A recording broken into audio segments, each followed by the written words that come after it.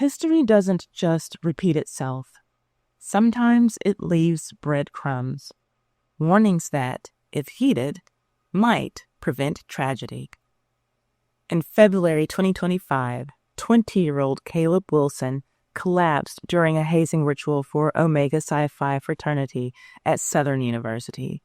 According to police reports, he was punched repeatedly in the chest as part of his initiation. After he collapsed, no one called 911. Instead, his body was changed out of the ritual clothing and dropped off at a hospital where he was pronounced dead. A life lost way too soon. According to the chancellor of Southern University, Caleb Wilson was, quote, a bright light in Jaguar Nation, a dedicated scholar, and a proud member of the world-renowned Human Jukebox, end quote. That's the school's marching band in which Caleb was a trumpet player. And the chancellor is not stretching the truth when he calls their band world-renowned. They played at the Super Bowl earlier this year. And Caleb was set to play for the Mardi Gras season this year, down to having his uniform laid out. I only know this because his father, Corey Wilson, told news outlets that when he was allowed to go into his son's apartment, he saw the uniform laid out. I can only imagine what kind of impact that had on him, but Caleb would not get to perform for Mardi Gras or anything else because he was taken out in the name of brotherhood. At the time of this recording, March 22nd, 2025, 3 fraternity members have been arrested. More arrests are expected. A senseless death that shouldn't have happened. But what makes this story even more tragic is that this wasn't the first time. In 1977, nearly half a century ago, another young student collapsed and died during an Omega Psi Phi initiation. His name was Robert Bazile. He was a pre-med student who was just 19 years old. And between these 2 deaths lies a disturbing pattern of abuse, cover-ups, and warnings ignored that spans decades. Robert Bazile was a sophomore at the University of Pennsylvania. Like many young Black men of academic promise, he saw Omega Psi Phi as his pathway to connections, brotherhood, and opportunities. He was a very, very good son, his father, Robert P. Bazile, told reporters. He was serious about his dreams of being a doctor. That was his choice. He liked the university very much. The younger Bazile had immigrated from Haiti with his family. His father was an economist for the Organization of American States in Washington. He was one of 6 children in a family that valued education and achievement. For Robert, pledging Q, as Omega Psi Phi is called, seemed like a natural step. But what should have been a milestone became his death sentence. On the evening of April 14th, 1977, Robert was participating in pledge activities at the Omega Psi Phi fraternity house on Locust Walk at Penn. According to newspaper accounts, he and other pledges had been made to exercise strenuously and then run a gauntlet past 5 Omega Psi Phi fraternity members who swatted them with wooden paddles. After completing his run through the gauntlet, Bazile suddenly clutched his chest and showed signs of having a seizure. Despite attempts at resuscitation, he was pronounced dead at the University of Pennsylvania Hospital at 11:37 p.m. The official cause? Severe changes in heart condition due to extreme exertion. A heart attack at 19, triggered by hazing. The fraternity's response? Silence. When asked about the incident, one member simply said, "I really don't want to talk about it." But Bazile's death wasn't an isolated incident. Just 1 month earlier, 1 month, the same fraternity had been caught abusing another pledge at another campus just 3 hours away, so severely that he required hospitalization. Anthony M. Jones, a freshman community development major from Philadelphia, brought charges against the Omega Psi Phi chapter at Penn State University in March of 1977. The allegations were serious enough that the national leadership of the fraternity had already suspended the chapter at Penn State before Jones' case was ever heard. This is what Jones endured. He was frequently beaten during Omega Psi Phi's mid-March initiation week with coat hangers. He was required to dress in heavy clothing and was denied food, drink, and sleep for more than 24 hours. He was required to carry 2 bricks during the entire period. He was forced to eat raw eggs, spoiled tuna fish, and mustard, and had peanut butter rubbed into his armpits. Jones was found collapsed on a street in State College. He was hospitalized for 4 days for exhaustion, bruises, and abrasions of his hips and thigh.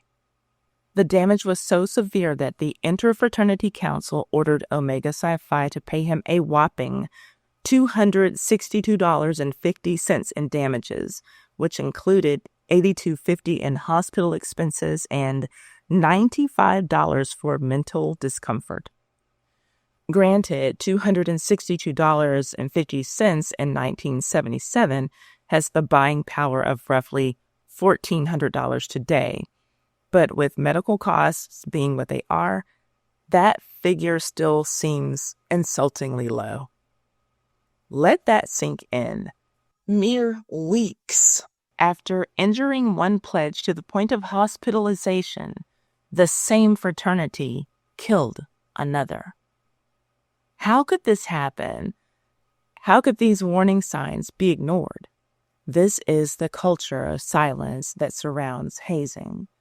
Jones had been one of 6 pledges at the start, but he was the only one who did not drop out because of the alleged hazing. The others walked away. Jones stayed, believing he could change things from within the fraternity. Instead, he ended up in the hospital. His bravery in coming forward might have saved lives if anyone had been listening. Now, in 2025, we're facing the same tragedy with Caleb Wilson. According to arrest documents, Isaiah Smith, Kyle Furman, and Caleb McCrae took turns wearing boxing gloves and punching pledges in the chest. When Wilson collapsed, no one called for help. Instead, they changed his clothes and dropped him at a hospital like abandoned luggage. The parallels are chilling. Both victims collapsed during physical hazing. Both suffered heart-related deaths. Both were left without immediate medical intervention. Both were bright students with bright futures going into professional fields. Both deaths occurred at the hands of the same fraternity. And in both cases, there were warning signs that went unheeded. As a member of a sorority myself, I understand the appeal of these organizations. The bonds of brotherhood and sisterhood can be transformative. The networking opportunities can open doors. Before becoming a full-time content creator, my sorority connections helped me to get my last 2 jobs. The service the organizations provide to the community can change lives. But hear me clearly when I say this, especially if you are contemplating joining a fraternity or sorority. None of these benefits they provide, none of them are worth dying for. Hazing was not a part of my pledging experience, and I think that it has no place in any organization that is supposed to stand for something good. What's most troubling about these cases is the pattern they reveal. This isn't about isolated incidents or a few bad apples. This is about a culture that has persisted for over a century. In 1977, after Robert Bazile's death, a fraternity spokesman claimed, quote, "Our fraternity's policy is that we forbid any type of hazing, mental or physical, of any type," end quote. Yet, nearly 50 years later, the same fraternity is accused of the same deadly practices. Robert never got to become the doctor he dreamed of being. Caleb Wilson will never fulfill his full potential. Their deaths, separated by decades but united by circumstance, should force us to ask, how many more young people need to die before we take hazing seriously? This has been Dying to Be In. I started this channel today because these stories need to be told, not to sensationalize tragedy, but to honor the victims and hopefully prevent future deaths. Young people, please listen to me. Real brotherhood isn't measured by how much pain you can endure. Real sisterhood doesn't require suffering as proof of worthiness. Real unity is built on mutual respect, not shared trauma. Because no letters, no organization, no sense of belonging is worth dying to be in. Going forward, I will cover more stories of hazing deaths, not only from fraternities but sororities too, even my own sorority. Not only Greek letter organizations, but universities, college bands, sports teams, cheerleading squads, military branches, and occupations. Yes, occupational hazing is a thing.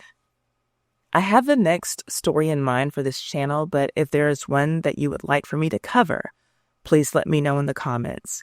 And please share this channel with anyone who you believe will find the information helpful. My sources for this story are the York Dispatch, Center Daily Times, and Philadelphia Daily News, all archives from 1977, and CBS News 2025. To learn more about hazing deaths in the USA, please subscribe.